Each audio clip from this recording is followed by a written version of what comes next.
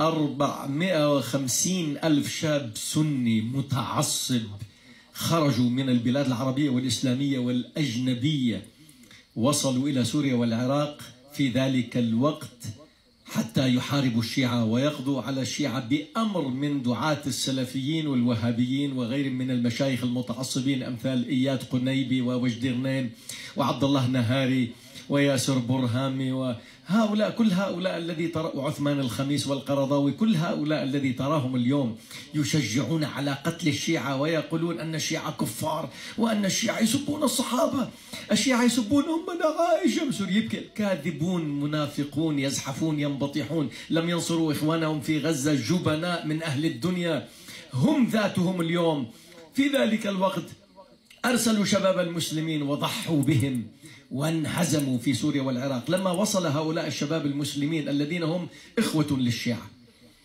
والذين نحن جميعا هذه الأمة كلها في خندق واحد، خندق العذاب والقهر والتفرقة والبغضاء والحقد، كله بسبب هؤلاء المشايخ. لما وصلوا إلى هناك ماذا قالوا؟ أخذوا يخاطبون أهل لبنان، يخاطبون شيعة لبنان، جاي الدور عليكم، جاي الدور عليكم، جايين نذبحكم. داعش الذين ذبحوا الناس واغتصبوا النساء وقطعوا الأيدي والأرجل ورموا الناس من على السطوح وشنقوا الناس وحرقوا الكنائس والصلبان واغتصبوا المسيحيات الكافرات وجعلوا نكاح الجهاد وما أدراك ما نكاح الجهاد، إجرام داعش وما أدراك ما داعش. ارجع إلى الوثائق وإلى اليوتيوب وشوف، انظر ماذا فعلوا بالناس.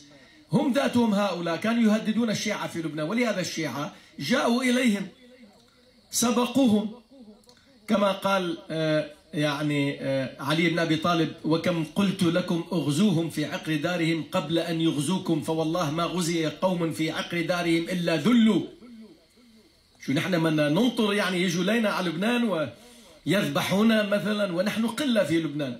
فمضى الشيعة إلى سوريا والعراق حتى يدافعوا عن أنفسهم ويردوا كل هذا الفساد وهذا الإجرام الإسلامي الذي ليس له وجود عند الله. هذا إسلام نفاق، إسلام الدم وسفك الدماء والإجرام. ثم انهزموا في سوريا والعراق. لما انهزموا، هذا توفيق من عند الله أن الشيعة انتصروا. طيب لما انهزموا ماذا يقولون؟ فلما انهزموا في سوريا اليوم ماذا تراهم يقولون؟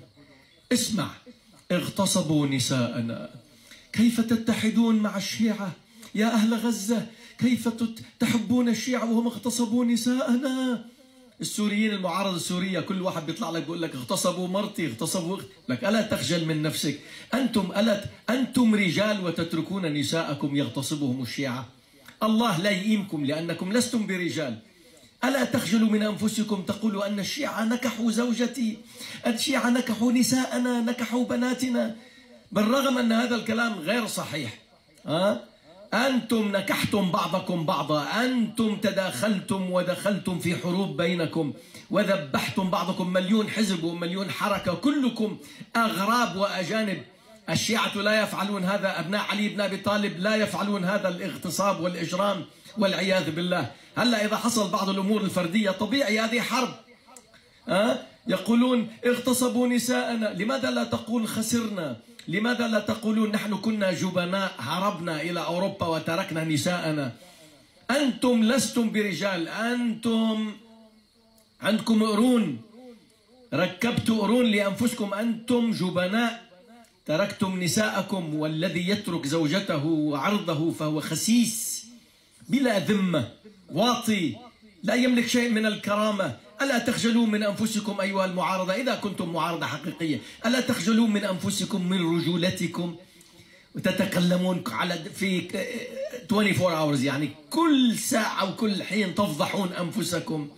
تستروا على عيوبكم، تستروا على نسائكم. يخرب بيتكم، شو بلا أخلاق، يخرب بيتكم، ما بتستحوا، لا تحترموا نساءكم، تفضحون أنفسكم لأنكم لستم رجال، تركتم نساءكم وهربتم، وبالتالي أعداؤكم ينكحون نساءكم ويغتصبون نساء. الله لا يئيمكم. وهي المرأة التي تغتصب حينما زوجها يتركها أو يتركها قومها ويهرب ويتركوها، شو بدها فيكم بعد؟ بتقول له للمغتصب تعا أنت أحلى من قومي، أنت أحلى من زوجي، أنت رجال على الأقل بدك تغتصبني، بس زوجي وغير زوجي وولاد عمي كلهم تركوني حتى تغتصبني. أنتم لستم برجال، منافقون دجالون كاذبون.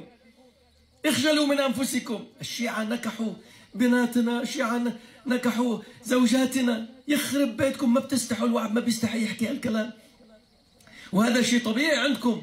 ليش؟